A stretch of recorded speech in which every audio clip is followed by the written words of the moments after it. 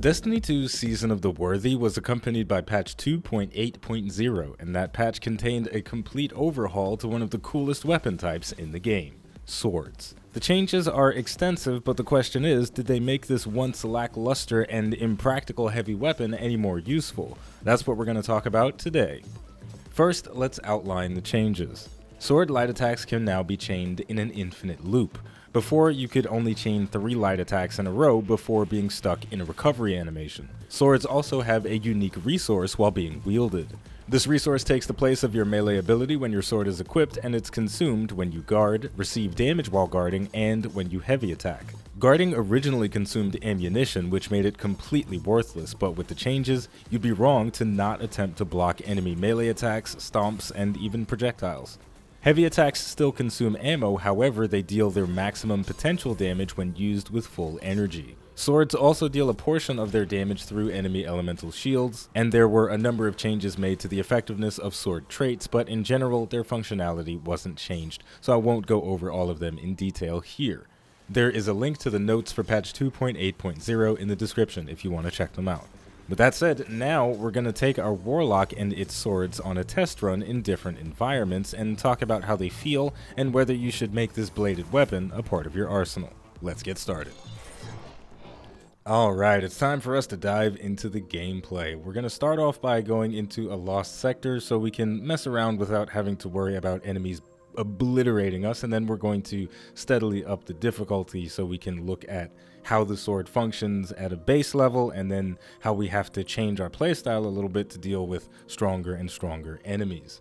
To start off with, I'm going to play as the Attunement of Grace, the middle branch of the Dawnblade, and I'm not going to wear any exotic armor because I don't want any unique playstyles to detract from the raw gameplay of the sword, but there is something noteworthy on my class item. The recuperation mod replenishes health every time I pick up an orb of light.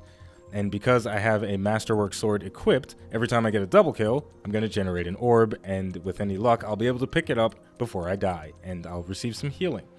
Now let's talk about the sword traits that I have. The sword traits are going to impact how you want to manipulate the weapon. For me, I have Tireless Blade. Ammo is granted for every other powered sword kill.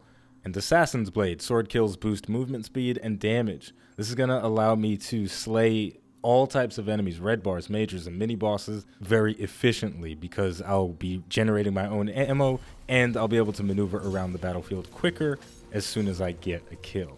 The guards I have to choose from on this sword are Balanced Guard and Enduring Guard. The difference in guard resistance is significant enough that I enjoy Balanced Guard a little bit more. When you raise your guard to block an enemy melee attack or a stomp, taking less damage feels nice. The difference, though, between Balanced Guard and Enduring Guard is going to be in the efficiency and the endurance. The efficiency reduces the amount of energy it takes to block, and endurance allows you to hold your guard up for longer. So there's a lot of pros and cons that go into selecting the guard. Finally, for the blade, I'm using Jagged Edge because I want my sword to hit as hard as possible. What you're choosing from on your blade is ammo capacity versus damage. The less damage your sword does, the more total ammo capacity you will have. But again, I want to do as much damage as possible. So without further ado, let's head into a lost sector on the moon. Before we get started with the gameplay, I want to give a special shout out to all of my patrons because you guys are freaking awesome. Aldino, Alex, Alfred, Avi, Evipen, Gabriel, Jason, J, Joseph, Kealand, Khaled, Kunaka, Miniflame, Papa Nurse, Ronaldo, Roland, Slen, and the Macman. You guys, again, you're amazing and the support is tremendous. Now let's get back to the swords. Now straight away, even though swords received a lot of buffs and they feel significantly better than how they used to feel, they still have almost all of the same struggles, and the biggest struggle is the range at which you have to be in order to deal with enemies. And there are a lot of encounters in the game where getting up close and personal with your enemies is not going to be practical. So a lot of situations where enemies are really far away from you, you're going to have to just sit in cover and either hope that they come a bit closer so you can chop them up, or you'll have to switch to your primary weapon and your special weapon and deal with them in a more conventional manner. This is going to be especially true against champions. It can be very difficult to approach especially Cabal barrier champions with their minigun. As soon as that thing gets spooled up, if you leave cover even for just a second, there's not much hope for your life. Now, as we move through, let's take a look at the guarding changes. You'll see that when I'm holding up the guard, the energy is being drained from the sword icon that replaced my normal melee ability. These are two separate cooldowns, and the cooldown of your sword energy only refreshes while your sword is active. So that's something you have to keep in mind. Now, depending on the severity of the enemy attack, your guard won't deplete any faster than it does when it's normally being held up, but the stronger the enemy is that you're facing, the more energy will be consumed from blocking the attacks. Alright, we're almost done with this lost sector. We've just got to finish off the boss, and then there's a bunch of enemies for us to slay, and this is going to allow me to show off the endlessly looping light attacks, but also the guard. So I'm going to put my rift down right next to the boss, and as soon as he goes for his slam, I'm going to block it. And then I can just endlessly loop light attacks and wait for him to do his slam again, and then I can block it and mitigate the bulk of the damage.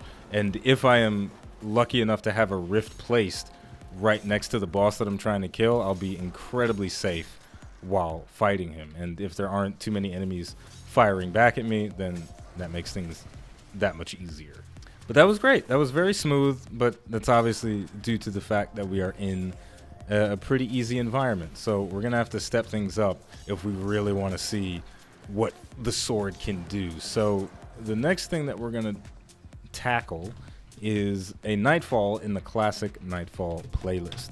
So that is going to put us through our paces a little bit more. And I am going to go for the Will of the Thousands. This has a lot of nice engagement ranges between close range and mid range and long range. So we'll get to see a varied playstyle. We'll see the strengths and the weaknesses of the weapon that we're using. Alright, this first area in the Will of the Thousands does not have a lot of cover, and it's going to be very difficult for me to close the gap in order to deal with enemies with my sword. So I'm going to end up playing pretty conventional for this section, and that right there is the biggest weakness of this weapon type. It straight up can't be used sometimes. There are just some enemies that are too far away for you to even attempt to slice with your sword, and that is a bit unfortunate. I'm taking a bit too much damage here, so I'm gonna send out a healing grenade for myself. But it's unfortunate that there are times when the weapon just straight up doesn't work, whereas something like a machine gun is a bit more universal, but it's also quite a bit weaker than the sword in terms of how much damage it can put out and how efficient it can be. So we've got just 2 knights left on the battlefield, and they will mess me up if I'm not careful, but I can try to hurt them.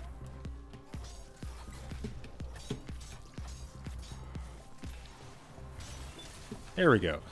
So what I did there is I hit the first knight with a heavy attack, and he got staggered when his shield popped, and he tried to put up his own shield to recover his health.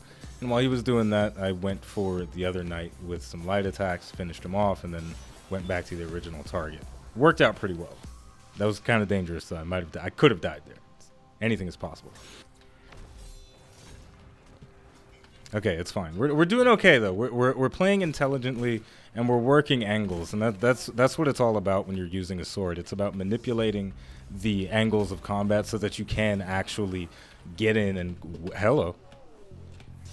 and close the distance, so you can deal with the enemies that you want to fight. And in environments like this, it feels pretty good. So I'm going to continue going through a little bit more of the Will of the Thousands. I'll clear... I'm not going to do the final boss, but we'll keep going. This feels nice.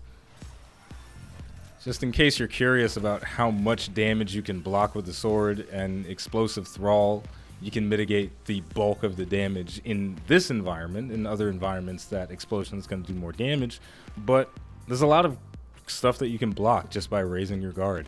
And again, the efficiency and resistance level of your guard will determine how much damage you take from the attack. We've got a big boy on the field, and unfortunately, his positioning was a little bit weird, so I wasn't able to rush in and chop him down immediately after he spawned, but that's okay. Oh, that guy's backpedaling too much. Let's just pull into cover. Something that I used to get in trouble with a lot when I was using a sword is I would chase after enemies that are backpedaling, and most of the time you're gonna lose that race. So if you're ever in contact with an enemy that is just endlessly backpedaling, just let him go away. Just let him walk away. Is he gonna swing again? Yes, he is, but he missed, and there we go.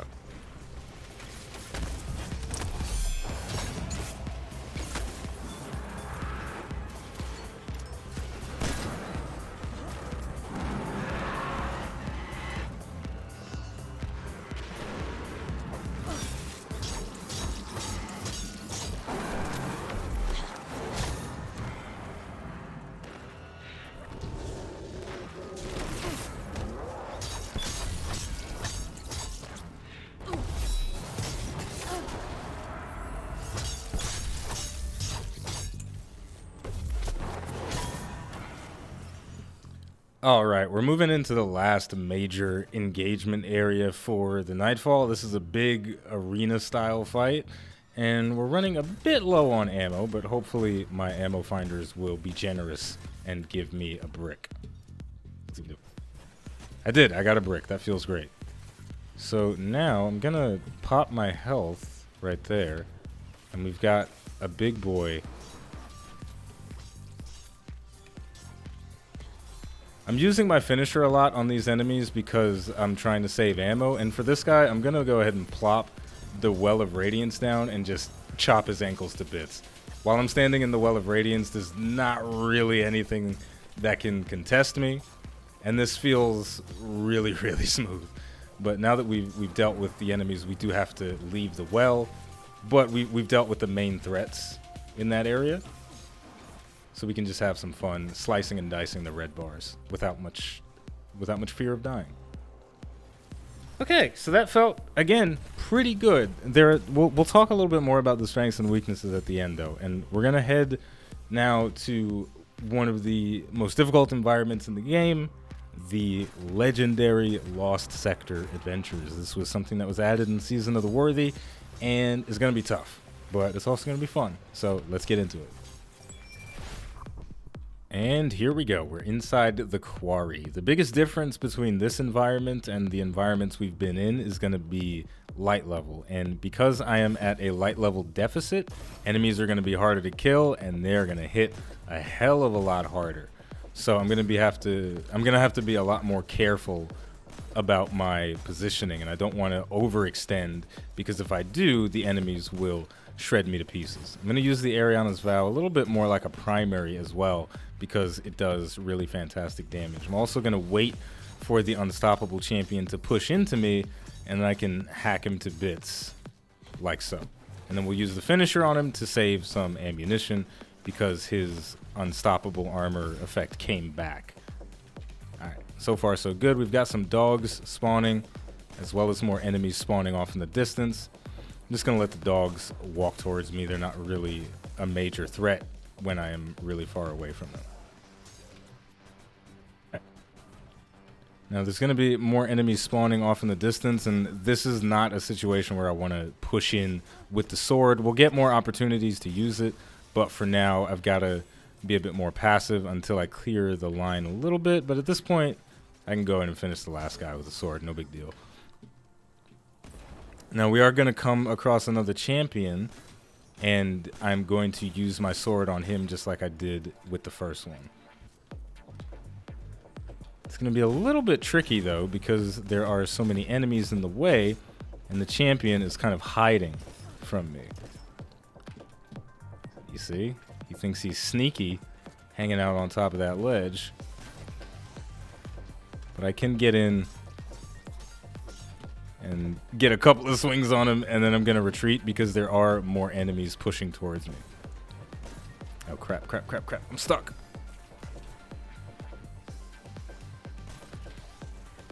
All right, we got him staggered again. I should be able to finish him off with these last couple of swings.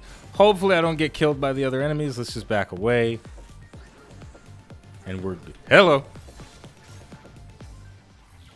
Whoops. All right, there we go. Nice and clean.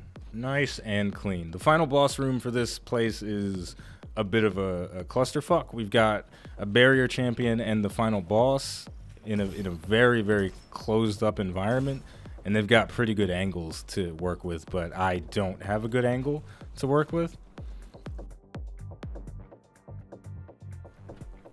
Okay, so we've run into a problem. We've hit a snag. Now, I'm going to be completely honest. I would be in this snag whether I was using a sword or not because of the way this room is set up. Killing a Cabal barrier champion without a head glitch is nearly impossible. And in this room, the Cabal barrier champion always goes into places where he can hit me. He always has good line of sight on me. So it's very difficult for me to poke him down. And then we see here that depending on the angle that I'm standing at, the boss also has a shot on me as well. So I'm basically never safe. I can't deal with both of them at the same time. So you know what? In order to clear this room, I have to use a little bit of assistance from Rasputin, please.